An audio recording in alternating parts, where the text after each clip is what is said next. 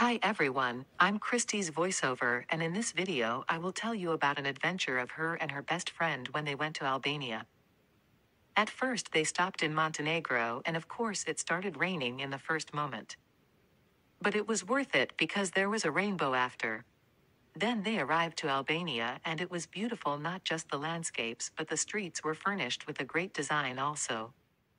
After they thought they bought a churros, but it for sure wasn't churros. Until this day they have no idea what it was. But the beach was magical in the sunset, and they tried to take aesthetic pictures, but that wasn't always so easy. After just a couple of days they went really Balkanian. And they ended the trip with a beautiful dinner with fireworks.